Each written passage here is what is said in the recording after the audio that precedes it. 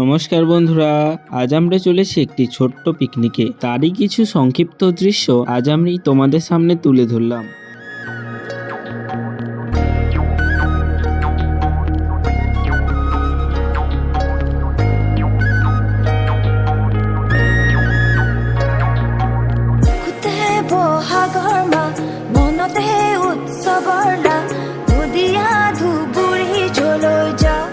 তো বাসে করে যেতে যেতে আমরা প্রথমে থামি লালুর চপ দোকানে। এখানে চপ না দেখতে পেয়ে সকলে চা খেয়ে নিচ্ছিল, তাই আমরাও একটু চা খেয়ে নিলাম।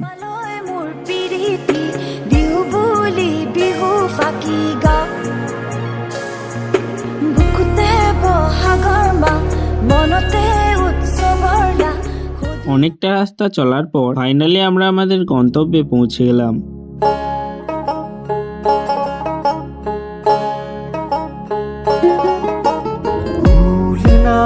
সীমানায় অথই দরিয়া হে পানি,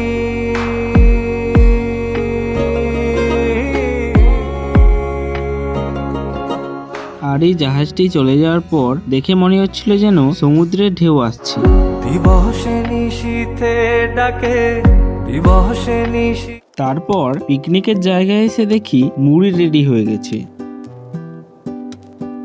মুড়ি খেয়ে আমরা একটি জায়গার দিকে চলে যাচ্ছিলাম।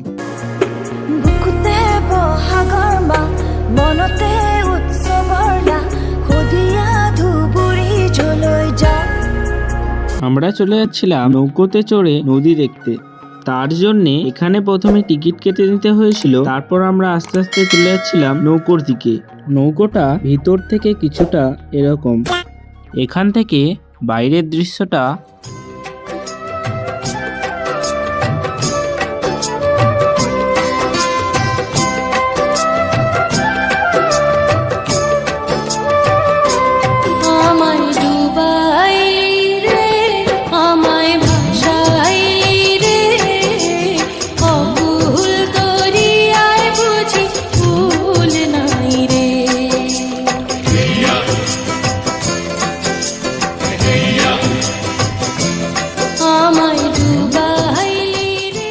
তারপর আমরা ফিরে এসে দেখি এখানে খাবার রেডি হয়ে গেছে।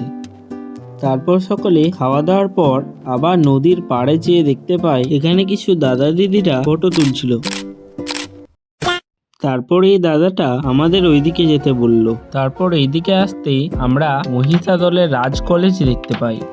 আরো কিছুটা দূরে এসে দেখি এখানে একটি বড় রাজবাড়ি রয়েছে। পুরো রাজবাড়িটা ঘুরে আমরা আবার বাসে চলে এলাম।